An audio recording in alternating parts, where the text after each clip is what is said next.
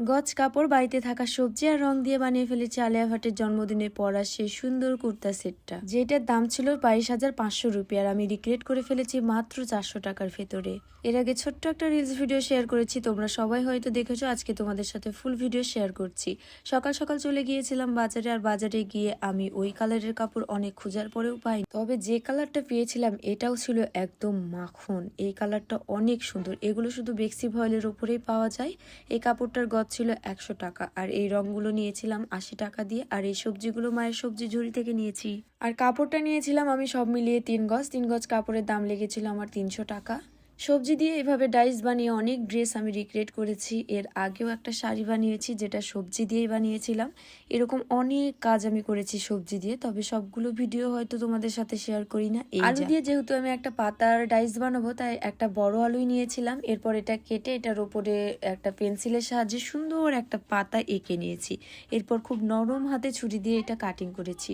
মনে রাখবে, তোমার কাটিং যত সুন্দর হবে তোমার ড্রেসের ছাপটা তত ভালো উঠবে। আর ঢেঁড়স তো একদম ইজি, তোমরা হয়তো জানো না। ঢেঁড়সকে এভাবে মাঝ বরাবর কেটে রং ভরিয়ে সেটা কাপড়ের উপর দিলে খুব সুন্দর একটা ছাপ ওঠে। যারা অনেক বেশি কাজ করে বা সেল করার জন্য জামা বানায়, তাদের কাছে হয়তো অ্যাভেলেবেল ডিজাইনের ডাইস থাকতেই পারে, তবে এক একটা ডাইসের দাম কিন্তু অনেক।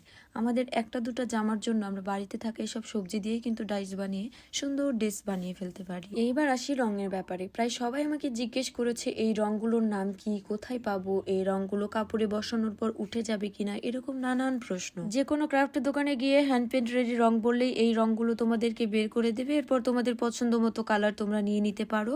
এই কৌটাগুলোর দাম খুব বেশি নয়, 50 থেকে 60 টাকা বা তারও কমেও পাওয়া যায়। অথবা তোমরা যদি মনে করো অনলাইন থেকে কিনবা, তাহলে আমার ডেসক্রিপশনে একটা পেজ লিংক দিয়ে দেবো, যেখান থেকে তোমরা ডাইস সহ বিভিন্ন রং তুলি সবকিছুই পেয়ে যাবে। এই ড্রেসটা বানানোর জন্য আমি প্রথমে কাপড়টার ওপরে আমার সবজি দিয়ে বানানো ডাইসগুলো দিয়ে পেইন্ট করে নিয়েছিলাম। এরপর এগুলো শুকিয়েছে, দেন আমি এই সিটটা কাটিং করেছি, দেন আমার জামাটা সেলাই করেছি। হ্যান্ড পেন্ট জামাগুলোতে একটু সময় বেশি লাগে, কারণ এখানে রং শুকানোর একটা ব্যাপার থাকে। তো যাই হোক, একটা পুরা দিন লেগে গিয়েছিল আমার এই জামাটা বানাতে। ড্রেসটা রেডি হওয়ার পর যখন আমি দেখলাম, তখন আমি বুঝতে পারলাম যে আমার সারাদিনের কষ্টটা সার্থক, কারণ ড্রেসটা সামনাসামনি এতটাই সুন্দর ছিল। আমি জানি না তোমাদের কাছে কেমন লেগেছে। যদি তোমাদের ভালো লাগে, তবে আমার মতো এরকম সহজ বুদ্ধি খাটিয়ে বাসাতে তোমরাও বানিয়ে নিতে পারো এই সুন্দর কুর্তাটা। সাথে একটা সাদা কালারের প্যান্ট বানিয়ে নিলে, বা বাড়িতে সবার কম বেশি সাদা কালারের প্যান্ট থেকেই যায়, তো সেইটা দিয়েই হয়তো পরে নিলে। এই যে কষ্ট করে আলিয়া ভাটের জন্মদিনের জামাটা রিক্রিয়েট করলাম, তোমাদেরকে সহজ একটা আইডিয়া দিলাম। এইবার বলো, এই ড্রেসটার রিক্রিয়েটিং ভিডিওতে তোমরা আমাকে 10-এর মধ্যে কত দিবে? শুধু মার্কিং করলেই হবে না, আমাকে কেমন লাগছে সেটাও বলতে হবে। আজকের মতো টাটা সবাইকে।